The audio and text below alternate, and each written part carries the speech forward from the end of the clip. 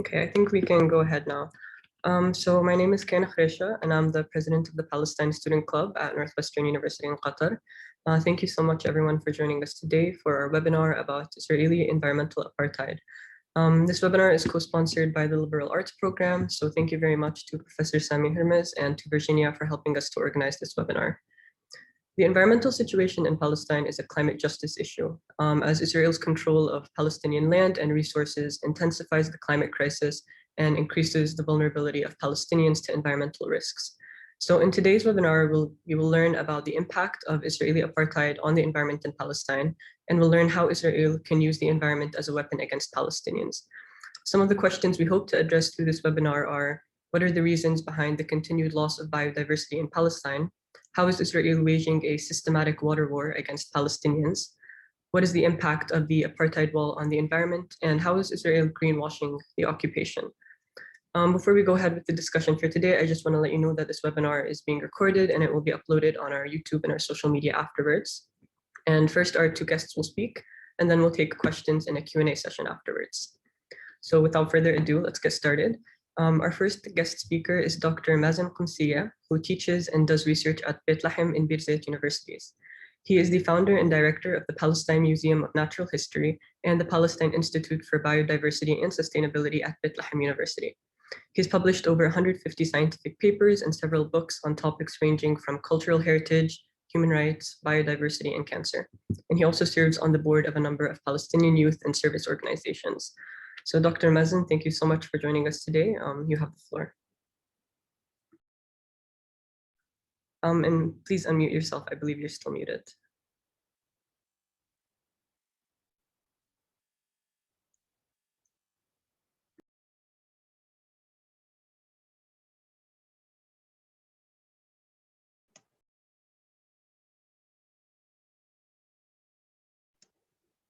Okay, can you hear me? I hope now everybody can hear me and can see my screen. Thank you very much for hosting this, for doing this, and it's a very important subject.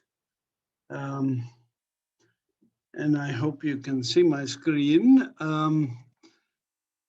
The area we're talking about is the Fertile Crescent, where humans first developed agriculture. So it's a very important area. About 12,000 years ago, we developed agriculture here, our ancestors, and I would say your ancestors, because humans, as you know, also migrated out of Africa, as shown in the map on the lower map, migrated out of Africa to Europe, Asia, the Americas, through Palestine about 100,000 years ago. And still today, migrating birds also move back and forth between Africa and Eurasia. Those ancestors of yours and mine were depicted in hieroglyphics, for example, on the lower you can see of 5,000 years ago. And the pictures that are more modern, if you want, about 100 to 150 years ago, what we looked like. This is a picture of actually my great-grandmother walking down the steps of the old house in Beit Sahur. These Canaanitic people, Canaanites, if you want, were also the ones who developed the alphabets to use, the ABCs, and the Arabic also, Alif, Ba, Jim, were developed by these Canaanites. Canaanites include groups like Phoenicians, Nabateans, Jebusites, etc. We do have also, because of the geology and the geography, we have very rich biodiversity and environment in Palestine. This is because of the history of the tectonic plates and the fact that the Dead Sea is the lowest point on Earth, which the Jordan Valley and the Great Rift Valley are falling between the tectonic plates of Africa and the Arabian plate. So we do get a lot of diversity of nature. We also have diversity of humans. Now, when I talk about diversity of humans here, here's a picture from 1932 showing religious and secular leaders meeting in Jerusalem object to the Balfour Declaration.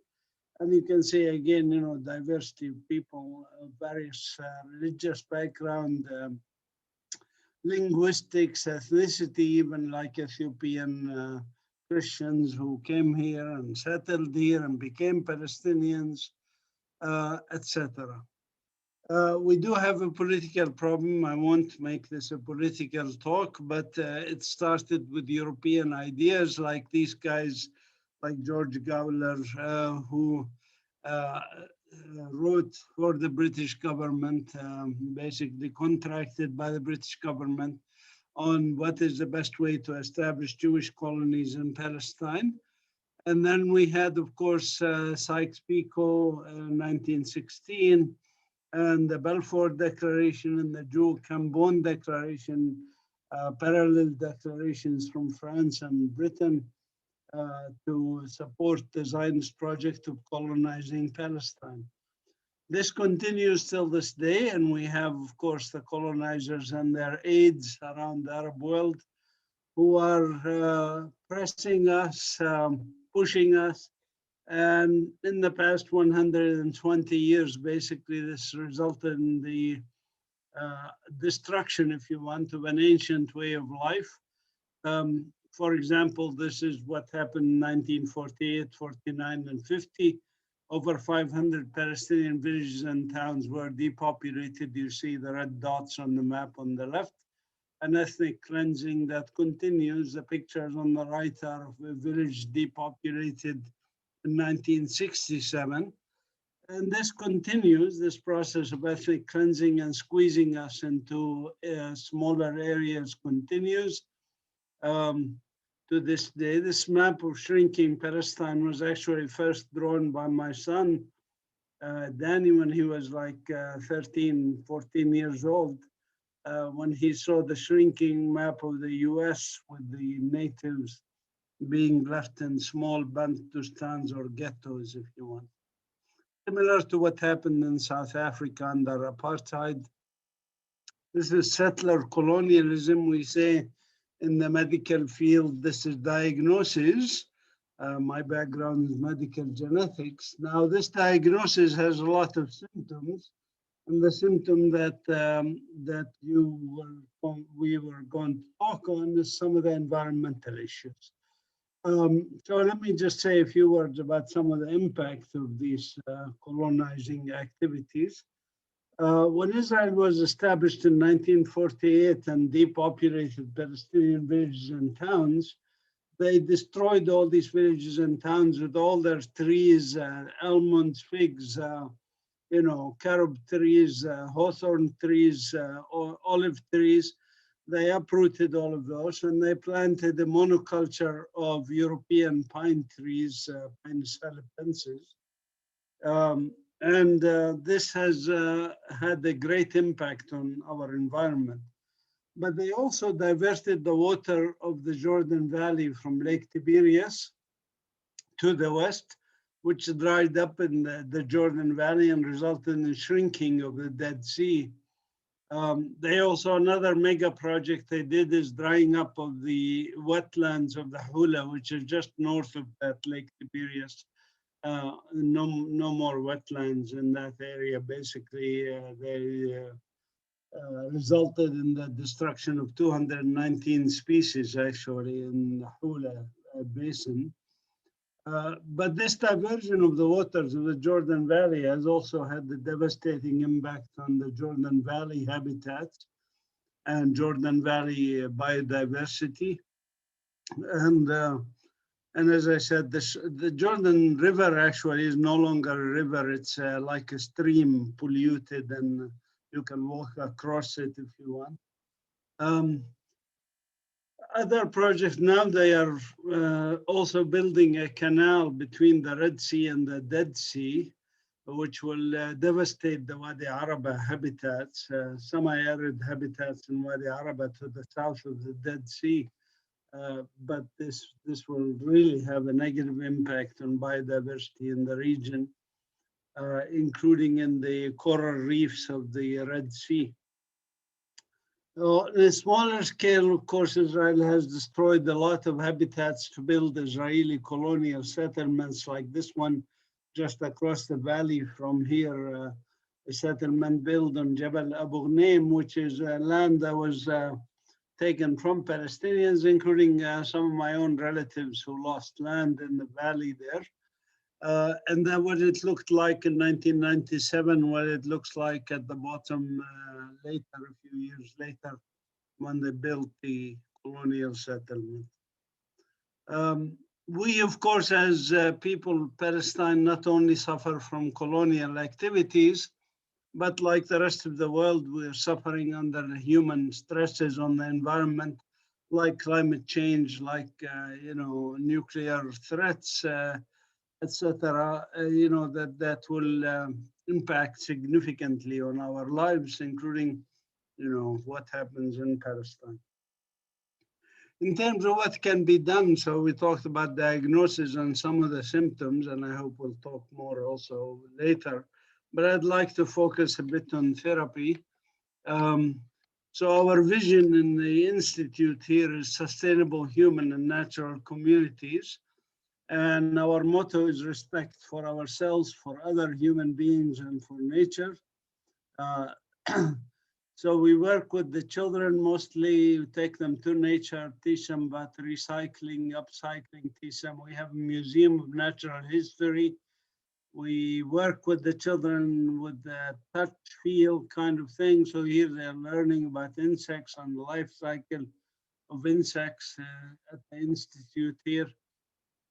We work with the university students, we work with governments, non-government organizations, many others. We just recently launched the Biodiversity Center that was funded by the EU. And here there's a signing of an agreement between the Vice Chancellor of Bethlehem University, which is over the umbrella over our work, and the Minister Jamil Mtour of the Environment Quality Authority to do some things like do the national strategy for environmental conservation for the state of Palestine. We were put in charge of doing this and working on it with of course, with the collaboration of everybody. We're also doing the report on the 6th National Report for Biodiversity for the state of Palestine. We're doing some work on revamping the legal framework and the agreements that has been signed by the state of Palestine to look at how we can make the local laws and local regulations correspond to those, and also which additional international conventions the state of Palestine might sign. In terms of the local in the garden, we have very beautiful garden that has a community garden that has also where children come, plant some things, grow their own vegetables, etc. Children can also come and do recycling of trash and things like that. We also, and our garden has become like an oasis in Bethlehem with over 380 species of plants so far, I think, have been in our botanical garden. We even have fox family in the garden living there and other animals. It's like an oasis in the middle of Bethlehem. We also started a group called Palestine Action for the Planet. It's an informal network that works along those lines of Extinction Rebellion. We're actually part of Extinction Rebellion, if you had heard about it, and others. So our success has been, I would say, driven by a number of factors. One is we are a grassroots organization, rely a lot on volunteers. Me and my wife are actually volunteers here, and we donated our own money to start this institute at Bethlehem University. The website is palestinenature.org. It's an institute that relies on a lot of volunteer effort. We don't have a lot of resources. I myself and my wife are both full-time volunteers, 7 days a week, 16 hours a day we're working on this. but it keeps us sane, if you want. Otherwise, with the deteriorating situation around the world, we could be in trouble. Anyway, I'll stop here, and hopefully, Mona can pick up on some other areas, and we can then engage you in discussion. Thank you very much.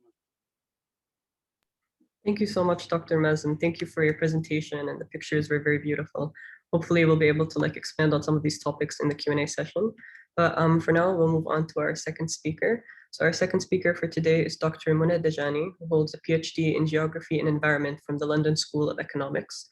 Her research examines water struggles in agricultural communities and the linkages with politics of belonging and recognition. And she's contributed to numerous studies on the hydropolitics of the Jordan River Basin, in addition to her interests in topics related to water, energy, and climate justice. So Dr. Muna is currently a senior research fellow at Lancaster Environment Center and a research officer at the Middle East Center at LSE. And she's also a policy member at Al-Shabaka, the Palestinian Policy Network. So Dr. Muna, thank you so much for joining us today, and please go ahead. Thank you, Kayan and Virginia, so much for putting together this webinar, and for the hosts as well, and for Dr. Mazin. It's a privilege to be alongside you in this presentation. I'll just share my screen quickly. I just have a couple of slides I wanted to share and kind of take you on this journey on how Palestine has completely been transformed and reconfigured under settler colonial rule, as Dr. Mazin has given us a really great historical background into that, and from even specifically from a biodiversity perspective. I think this is really important because not only is the Palestinian struggle a struggle over identity and over, as it's now framed, over kind of self-determination. Self-determination is also in so much about also identity and belonging of communities that live in that historical area, and those who have been dispossessed and don't have any rights to come back to Palestine under settler colonial rule. So we need to understand that this dispossession that happened also has really reconfigured and transformed Palestine completely, and has caused the biodiversity loss that Dr. Mazin has talked about. It has also caused a total transformation of our landscapes through what is called these mega projects, the ideas that come with settler colonial rule, and just in general of colonialism coupled with capitalist ventures and neoliberal agendas that bring us to a point of crisis, a great crisis on an environmental level, but also in terms of kind of really weakening the links and connections between people and their land. I start here. I will focus on water and climate justice in this presentation, but happy in the discussion to take it further into any of those topics or any other topics. I just wanted to, let me just put it in a slide. So, yeah. Great. So just to start, the water situation in Palestine today maybe has been talked about a lot in lots of different platforms and mediums, and people refer to the water crisis in Palestine. I wanted to kind of give a historical background to why are we facing this struggle today, and also the problematics of using terms that we kind of normalize, like water scarcity, that Palestine is a water scarce area. That's why we have a lot of issues. And this is why we need big infrastructure to help us increase water availability. And these kind of claims should be debunked and should be actually problematized, because it actually normalizes, political realities that have caused this problem and historical legacies of colonialism as well.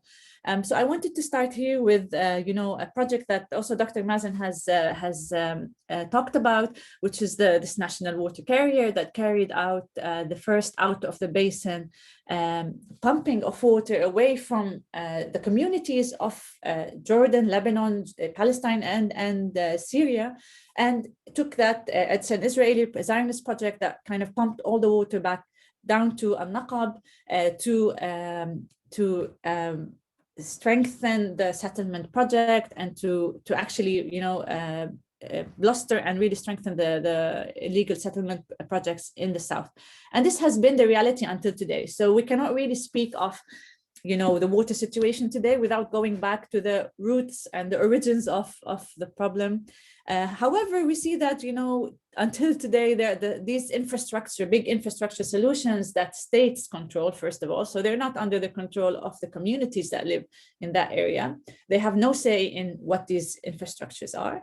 They are led by what we call in the water literature, the hydro hegemon, who is the state of Israel in this case, and it actually controls most of the water of the Jordan River Basin and maintains that control. And in a way, like all of the water today, all of the water agreements even between Israel and Jordan, let's say, or Jordan or Israel and the Palestinians, are still under like a lot of power asymmetry, of course. But however, we see that we still are fascinated by infrastructure. We still want to build infrastructure to solve our water issues. Jordan today is involved in a project, in a regional project that involves the Palestinians as well and Israel, to actually desalinate water from the Red Sea, pump it through a series of pipelines and assemblage of networks to around Amman in order to provide water for the increasing demands on drinking water. We always revert back to this infrastructure, and we try to say, like, this is in itself, this idea that infrastructure will save the day is very problematic, and it kind of really doesn't take into account, that first, the colonial legacy of those infrastructure. Second, that the fact that they are increasingly like giving more control to states that are not legitimate, or states that are highly authoritarian and that don't really engage local communities in those decisions. I take you back also to a reality that existed before that today. I don't know if many of you have visited Palestine or know about it or are from Palestine.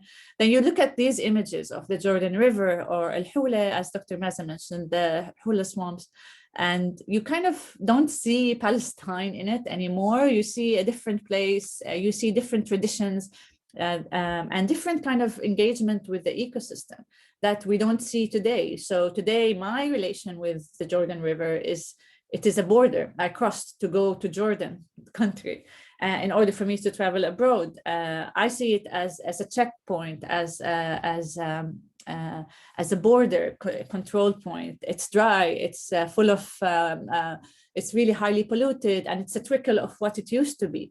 So a lot of these realities that we face today are not only caused because of over abstraction in this abstract way, but it's also because, again, of this colonial legacy that we really need to always highlight and to not forget about. So today, the reality is in the West Bank. It's everywhere. It's really bad in the historical Palestine, let's say.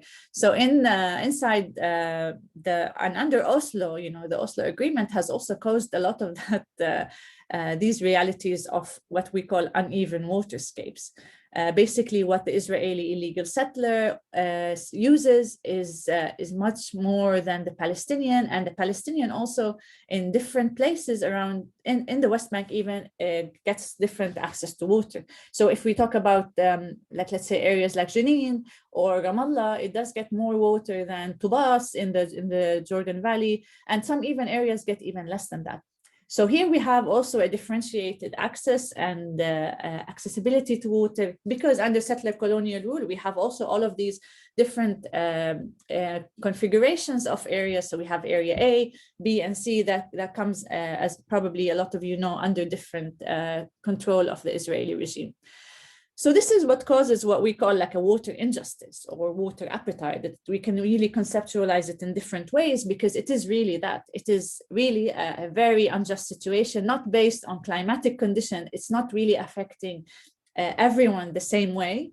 So we have to understand the reason why it doesn't affect, people the same way. It's because of unequal access and control of that water. Israel controls more than 80%, even more than that, of the West Bank groundwater. It has full control over the Jordan River. Palestinians don't even have access to that river. It uses water as a weapon of war. It internally displaces communities. If you deprive communities of access to water and access to a proper infrastructure network, then these people won't have enough to drink themselves. How are they going to, develop farming or raise cattle or enhance their livelihood? They cannot. So they become internally displaced inside the very confined area of the West Bank. So this causes, Area C to become kind of a humanitarian area, which isn't a humanitarian. It's a very man-made and intentional strategy of Israel to displace Palestinians out of it. This causes also livelihood destruction in a way where some practices disappear. Traditional ways of doing agriculture, combining it also with let's say cattle rearing and herding, they become really very, very diffused, and people stop doing these type of activities. So this also is another great loss to the Palestinian heritage. I always think about that in the future, let's say in 20 years from now, how will Palestinians actually identify? Because if we look at how Palestinians identify, we have what aspects of it that are national identity, but a lot of it is about, relation to the land and sumud, and the fact that people want to be steadfast on the land. And it's not just a state. We're not on an endeavor to just get statehood per se, but we're also an endeavor to actually reclaim our rights to self-determination. And I see in that a lot of aspects and elements of belonging to the land. So once, that belonging is weakened decade after decade, how do we actually envision this identity? And what does this identity say about our relationship with the land? The situation in Gaza, as also you probably are aware of, and these figures are always shocking, but we also, maybe what's more shocking is that it's still ongoing, and the international community is not doing anything to actually hold Israel accountable to those harsh realities and inhumane realities that Gaza is undergoing. Especially that, it is treating Gaza as if it's a state of its own, that it has to get its resources from within those borders. And within that confinement, while easily water from the West Bank, let's say, can easily be pumped into Gaza, but it's a political decision that nobody, not in the international community, not of course the Palestinians have claimed. So we have an issue in Gaza that makes life unbearable, that increases waterborne diseases in very high rates. We have, of course, the ongoing illegal siege and so many environmental catastrophes happening, again, because of multi-layers of dispossession that people are going under. I also want to say that when we talk about water in Palestine, we always tend to talk about West Bank and Gaza and stop there. And my research has really tried to push that geographical boundary, like who actually decides who is facing injustice and who isn't. And the fact that the occupied Syrians in the occupied Golan Heights are also facing an issue of water injustice, where Israel starts to fully control their natural resources, not allow them to even use it to irrigate their crops. And in my research, I look at how they also start, confronting that reality by developing their own infrastructure to face that injustice. I also look at the Galilee, which is now inside what is called Israel proper. So the Galilee is also a rich region that has most of the Palestinian communities that still live today under Israeli rule. And what I also see there is the same condition as Palestinians in the West Bank, or even in Area C, where Palestinian farmers who live inside Israel, who have Israeli citizenships, are not allowed to access water. So you remember this national water carrier we mentioned in the beginning, that's taking water out of Lake Tiberias and the tributaries of the Jordan and pumping it to the settlement. This is where it passes. It passes through Palestinian communities inside Israel. It has confiscated thousands of dunams of their land. And it has not allowed them to take one single drop of that water channeling, through their land that has been taken illegally, and they are not allowed it. While their real water reality is like they rely on tankers to bring in some water to irrigate their crops. And they rely mainly on rain-fed agriculture. They don't have access to electricity even there, so they cannot really develop their infrastructure well. And it's really like, again, a very complex reality that is not caused by climatic reasons and realities, but it's a man-made crisis. Just quickly, I wanted to also, because the topics of interest for this webinar were also about greenwashing and international solidarity. And I wanted to highlight that the water issue in Palestine, as much as we know, and it is like a very exclusive reality to Palestine and some maybe settler colonial realities elsewhere in the world, but we need to also see how it actually relates to crisis in the water sector in general, whether it's privatization of water, whether it's building of mega dams like in Turkey, and what effects does that have on local communities. And we see a lot of things even happening in North America, so in the United States, with Standing Rock, with what's happening in Flint in Michigan. So a lot of these issues start, what we call the intersectional type of work that we need to do is to kind of really open up and see Palestine as part and parcel of water struggles around the world as well. And I also wanted just quickly, I know that for the sake of time, I don't want to take long, but I think it's really interesting to start thinking of the issues in Palestine with a wider lens. And here I put some slides that I can also share later if anybody's interested, and some really interesting readings on the topic. How can we actually collaborate? How we can build collaborations to actually raise, the issues of Palestine and work in solidarity and collaboration with other communities and indigenous groups that are also facing similar realities. I wanted to talk, and I think it's great that Dr. Mazin mentioned Extinction Rebellion and my criticism of them. But I wanted to show how also climate change, another issue that has been really highly depoliticized and treated as if, it's something that we need to, join the world in fighting, and that we all in this together, but we're not in this together because we're very unequal. There's power asymmetries in place. There's, the fact that the emissions are caused mostly by the developed country, what's referred to as a developed country, and the burden, of course, is faced by those who haven't caused those emissions. But the fact that also climate change is becoming, this very institutionalized sector where we as Palestinians we have to join, this international community that talks about it. But what I like is that we have to always link it with politics and say this climate issues are a political issue. So here, like the BDS campaign really does a great job in kind of really highlighting that and saying Palestine is a climate justice issue. So it's not just, it is a justice issue in its core. And even when we talk about, environment or climate change, we have to talk about it as a justice issue as well. But what I also have a lot to say about it because it also really shows this fact that, this international campaign on climate change, especially with Extinction Rebellion and the kind of the clout it has in the Western world.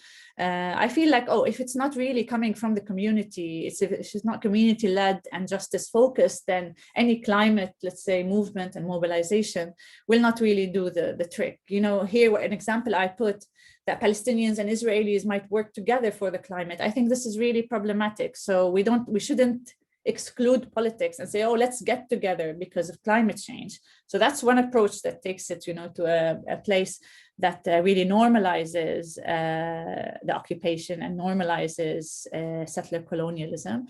Or we take it to another way where we actually place, as I mentioned here, like justice focus type of activism. And this is where Extinction Rebellion could actually show the way for other people to start, thinking differently about Palestine and thinking about it as a climate justice issue as well, in addition to it being a justice issue. And let me just, I don't want to really, no, I don't have a lot. Okay. So I just wanted to highlight maybe one or two things. So this intersectional struggles of resistance and water, it's about more than water. There's been a lot in the last few decades, a lot of solidarity campaigns led by advocacy task force like EWASH that was really active in Palestine for a few years on thirsting for justice and raising issues about what Palestinians actually go through because of Israeli apartheid. And we've got Stop the Wall campaigns that really do great work on also documenting and exposing the Israeli violations against the Palestinians and against their environment. And also the Stop Mecca Road campaign was a great also campaign that wanted to highlight, the spread of this greenwashing, what was mentioned also in this talk. So the fact that Israel is actually exporting its technical know-how and technical advances in water development to other places around the world, and what causes other issues in these locations. And Stop Mecca Road was trying to also raise awareness in those different countries on on this legacy of destructive legacy of Mecca Road and other companies that Israel leads in its quest for the environment and natural resources of Palestinians. So just like the last thing I wanted to say, that as Dr. Mazin said, like, there is hope. I see his pictures that he shared, and I see a lot of hope in the next generation, and in the fact that what is really important is to keep, moving and making sure that traditional knowledge is passed on from one generation to the next, that's for sure, but also with that knowledge to kind of face the current challenges that are completely different to the challenges we faced during the Nakba, and today it's ongoing, and it's becoming more and more complex in this world we live in. So I think it's really interesting to highlight that we need our approaches to how can we actually reclaim identity through rootedness to the land, and through that exploration and through that return to the land, we'll hopefully be able to confront and demolish these systems of oppressions that we face. I'll stop here, and hopefully we'll have more time for more to expand on a few points in the discussion. Thank you so much, Dr. Ramona. That was a very, very informative presentation. A lot of fascinating topics brought up, so hopefully we'll be able to expand on some of those in the discussion. So with that, let's move on to the Q&A portion of the webinar. So if you'd like to ask a question, you can type it in the Q&A tab at the bottom of the screen, or you can raise your hand and we can unmute you so that you can speak. We already have one question, so we can start with that one. So the question is, thank you for a great presentation. Syria constructed 42 dams that block tributaries that feed into the Jordan River. How can we bring together the whole Levant to address the colonial legacy on water management?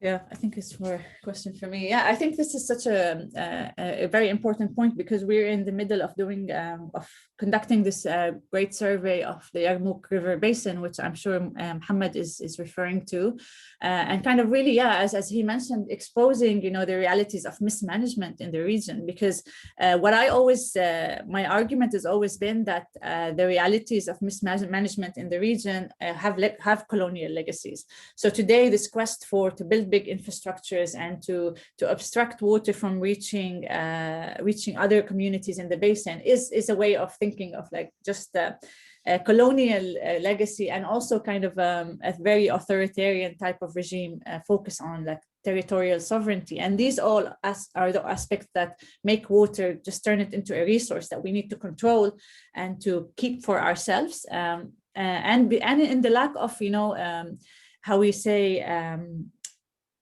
equitable agreements, and in the when we don't have these type of measures to make sure that issues of justice, equality, and the fact that water is shared within the communities of a basin in an equal way, this is what happens. What Mohammed is referring to, that Syria will start building dams to actually increase their water availability there. But it also has effects always on the downstream, which in this case is Jordan. So yeah, I think it is a very unequal reality. And this is why we need to actually study things from a historical perspective, first of all, to understand the root causes, to understand, okay, why is Syria constructing these dams? And what can we do to make water management more equitable? And I think if he's interested, I can also share links to the Yarmouk hydropolitical baseline we worked on, and I think he'll find it really interesting. Great. There's a second part of the question. So Mohammed also asks about Jordan, how the country only has enough water for the next 45 years. So then how can you fault Jordan for wanting to build the Dead Sea to Red Sea pipeline?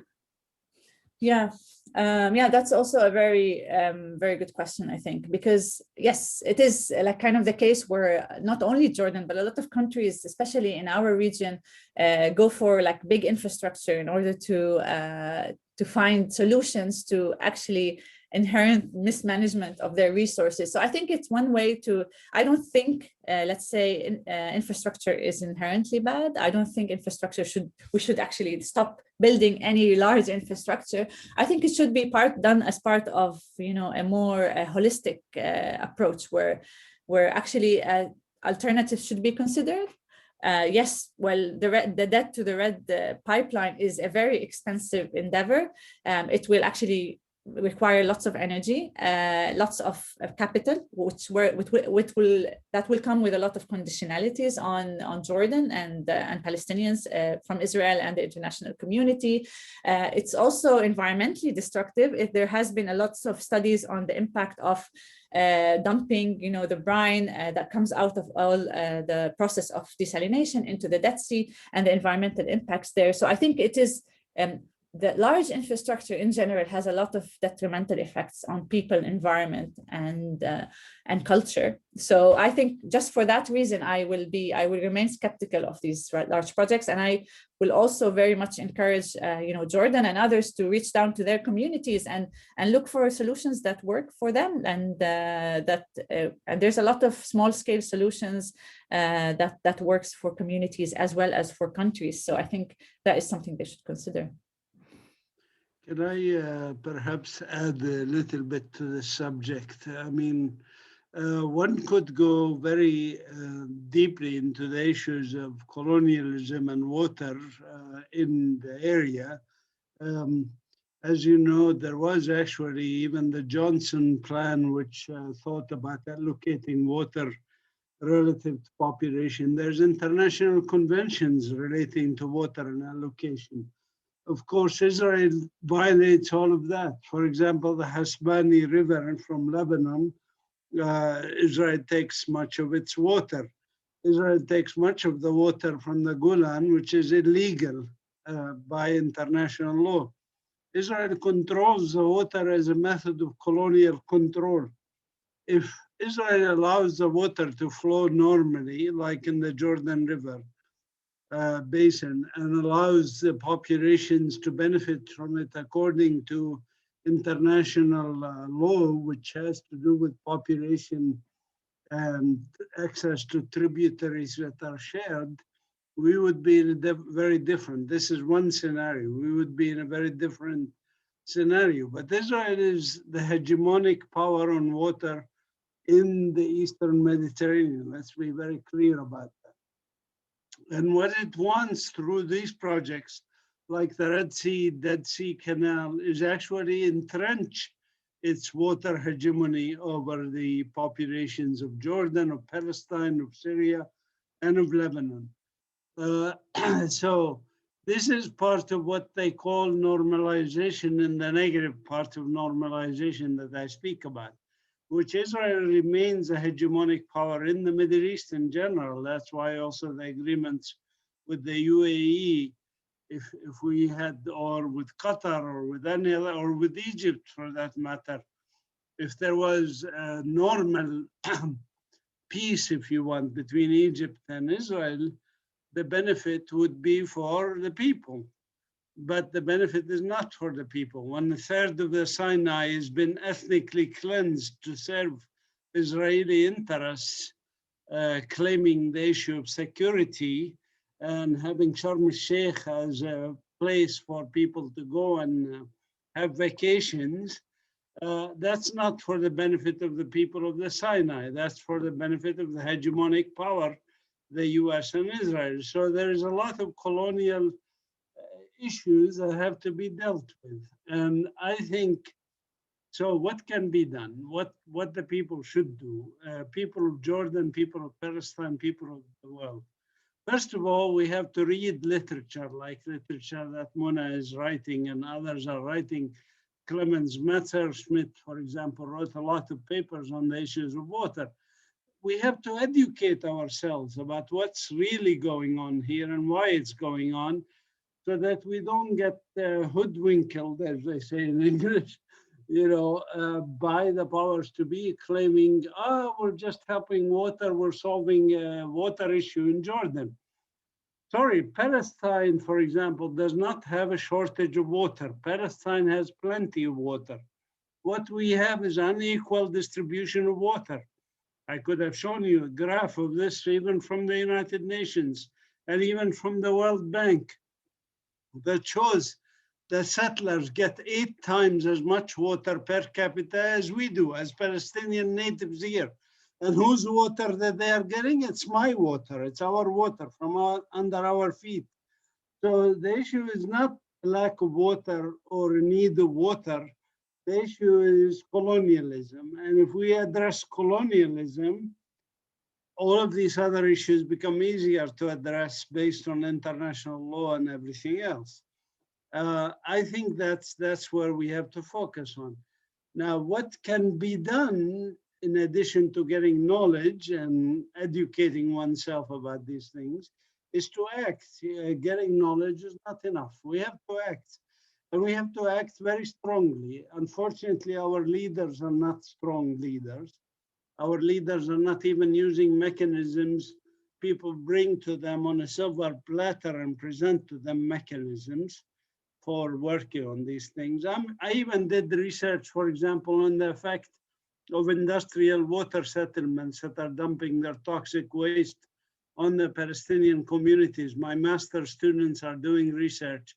And we have the research, we have case-controlled studies, we have all the evidence. We present it to our Environmental Quality Authority and Ministry of Health.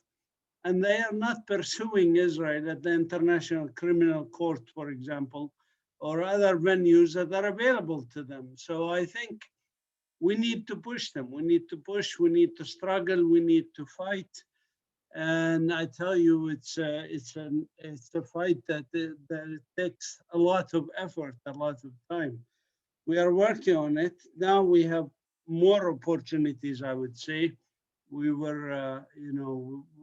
have a lot of opportunities. If any of you want to help in any area, just email me privately or whatever on Facebook or whatever, and we can communicate. I can give you ideas that are related to your own interests or your own work. So there's a hand raised. I'm just Sabika, if you wish to speak, or actually I think the hand just went down. So we'll move on to the next question in the Q&A tab. So thank you both Dr. Mazin and Dr. Muna. The question to either speaker is, how do you recommend Palestinians and others outside of Palestine help fight against this environmental apartheid? So Dr. Mazin, you just talked about this, but if there's anything you'd like to add, or Dr. Muna, if you'd like to say anything. Muna, go ahead. Yeah, I just realized I'm muted. Yes, yeah, I think Dr. Mazin actually mentioned a lot of great avenues to what we can actually do to bring action. I think what a great point he mentioned is to educate ourselves. And I feel like a lot of Palestinians, whether inside or outside Palestine, are not aware of this reality of and because of multiple reasons. But I think today in such an interconnected world where everything is connected, we have to act differently, and we even have to we can do it in our everyday actions. It doesn't have to be a grand campaign where we reach out to like big international community or even the international court. It can be something that Palestinians can do on a daily basis, whether to support Palestinians who are doing something different on the ground through going back to community supported agriculture, doing growing local seeds and supporting people who are maintaining long lost centuries old practices. Me and my good friend and colleague Lina Ismail, we worked on this ethical guide to consumerism a few years back, where we actually gathered the stories of 100 of producers and tried to highlight why, for instance, such let's say seeds have disappeared, and how people are doing, you know, a lot of great initiatives to bring them back to life, and to work on, you know, going back to the land and working the land and knowing it again under the conditions we live under. So this I can also put the link for it. We also have the second edition of this guide that's really helpful for not only Palestinians but international supporters of Palestine. So again, it's changing the way we consume what we read, and what we promote is a way to go. Like we know that, you know, even in such a connected world, that even if you actually take some fruit, buy some fruits or vegetables from the supermarket, you have to check where it's coming from, because you might be supporting, you know, illegal settlement activity by buying dates, what you think is Palestinian, but then you realize it's coming from an Israeli settlements, or so on and so forth. So yeah, we just need to be more aware, and I think these everyday actions also have a very strong resonance. So I don't think any small step actually makes a big difference, and just to be open and to educate ourselves all the time about what's happening there, and not just rely on history and just like a few things we know about Palestine, but Palestine has evolved since then under, you know, the conditions we live under. So we have to be also adaptive and understand that change. Thank you, Dr. Ramona. So there's another question. So she asks, where do Palestinians go to when they demand their rights? Who do Palestinians count on when their basic rights, such as water, are destructed by the Israelis? I think that one, yeah, maybe Dr. Mazin, if you want to. Say that again, I didn't get it. Oh, when they demand their rights, okay. No, I mean, a few months ago, I published a chapter called Mental Colonization, you know, freedom from mental colonization. And I speak of mental colonization as our biggest obstacle, not the Israeli occupation colonization. Our problem as Palestinians is because this struggle has gone on for decades, over 100 years actually. And it's very unusual for things to last that long. In other situations, like in South Africa, also there was mental colonization that affected both whites and blacks, if you want. But in our case, the mental colonization has become very pervasive. And I do want to add the issue here, because I think the key to activism is liberating our own minds from this mental colonization that says we cannot do things, or we are tied up, or the US supports Israel, or a million other excuses that we give ourselves that basically it's a very difficult situation, etc. The use of anti-Semitism, the Zionist lobby that has been you know, pervasive in the West, etc. But I say that it is possible, and I say that there is a lot of hope actually, and I see Israel actually reaching a dead end now. And so it really is a matter of us just thinking about what, as Mona said, what can I do within my own individual means? And this has to start with educating children and learning to be empowered, basically. Like Stephen Biko said, the best weapon in the hand of the occupier is the mind of the occupied. Or in the civil rights movement in the US, they used to say, free your mind and your ass will follow. So we have to free our mind first. And once you do that, you will find thousands of venues where you can work, where you can actually achieve something. And collectively, it starts making a difference. I mean, al-Fahim just had a demonstration, 20,000 people, you know, because Israel is trying to impose violence on the Palestinians, having us kill each other. I had a cousin who was also attacked here in Palestine. They're trying to make us kind of, you know, go into this despair, this, you know, turning on each other, etc. Once you show people that they can actually do things on their own, I mean, we brought here 12 people from Gaza and showed them. It was a miracle that we managed to get them the permits. 2014, they came here, and we showed them how to make aquaponic systems in Gaza. And they went back to Gaza, and they're building aquaponic systems in Gaza.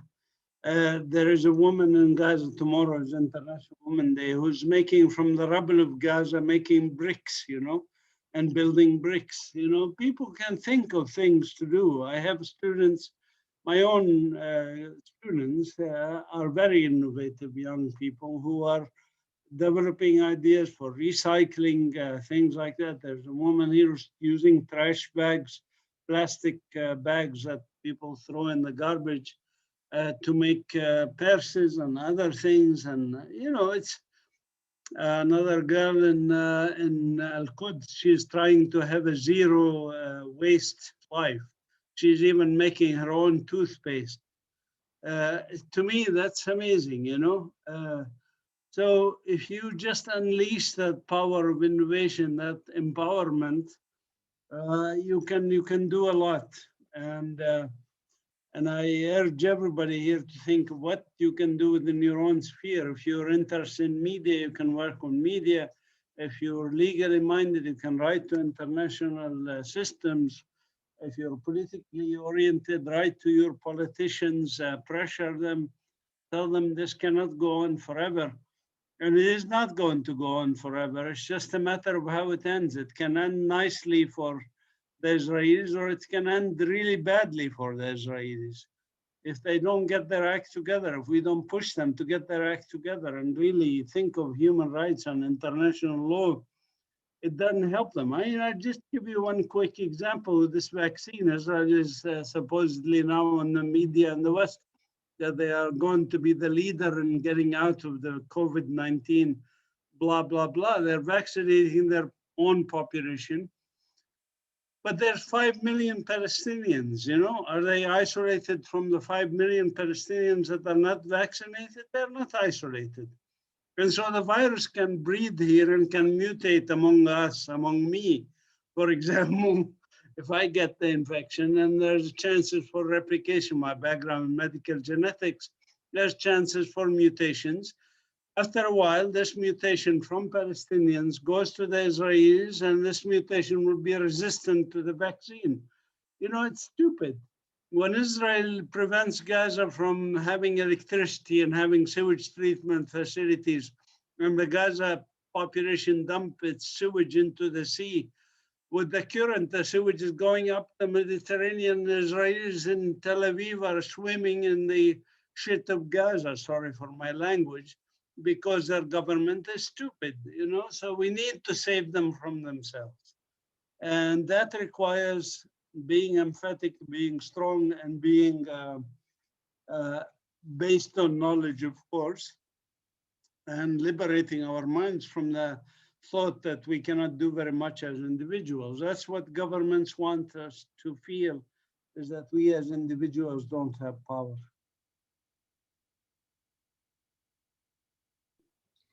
I know we're out of time, but there's one more question. Would you guys be okay if we took it very quickly? We can do a brief answer. Okay. So the question is, how do you think that Israeli environmental apartheid represents a risk for Palestinian traditional environmental knowledge practices? Mona, you go take this. But in the meantime, I'm going to put my email in the chat room, and if people want to email me, we can continue the conversation. Sure, I think in just the definition of apartheid, it represents a risk for any traditional ways of knowledge. I think it just makes, just maybe quickly saying that, you know, apartheid, and it's a system of segregation, it's a system of uprooting of communities out of their lands, and deciding that you know, this land belongs to the more powerful group. So just in that fact that the valuing, it's a different way of valuing, it's a different way of being in nature and being on the land. So that in itself is like inherently very much uprooting the Palestinian, let's say, or any indigenous community for that matter, in a case of apartheid. So so yes, of course, traditional environmental knowledge becomes put to the margin. It becomes degraded. People will not actually see value in it because the younger generation will see it as just the storytelling of their ancestors or their older generation, and it becomes less of value. And I think you know, I've been reading a lot from indigenous scholars in the US, and it's really fascinating stuff about stewardship. So the fact that that knowledge and the fact it's all about stewardship, that the older generations feel they have a responsibility to and knowledge to share with the younger generation, that in itself gives them purpose, gives them a stewardship on the land. So if we make that traditional knowledge, you know, seem to be like not very relevant, or it's not up to beat to our current realities, this is when it weakens. And I think what we can do is just make sure that we strengthen it, we not adapt it, but kind of understand it in details, because it is as valuable as scientific knowledge. It's as valuable as any type of other knowledge out there. So we just need to make sure that we know it well and that we understand it and that we give our older generation, you know, the respect and, you know, and the value, to value, you know, their perspectives on life, because that will continue to be our kind of fuel to continue facing that, opposing that regime. So yeah, that's in a quick nutshell.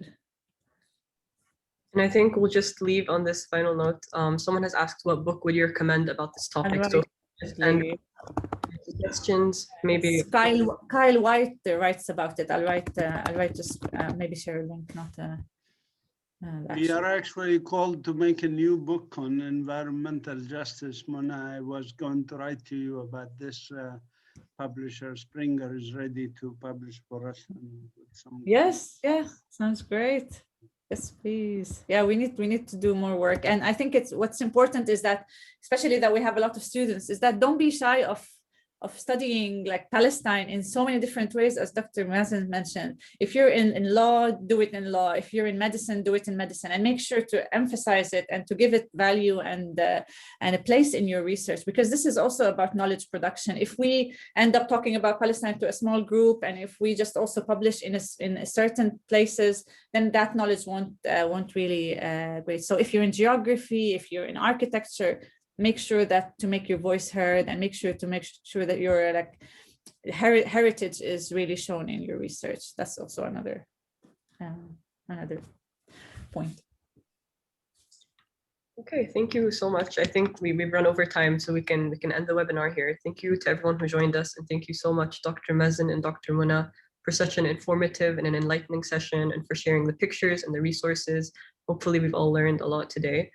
This webinar has been recorded and it will be uploaded on YouTube, so it can be a further resource. Yeah, thank you again, everyone. Hope you have a great rest of your day. Thank you. Take care.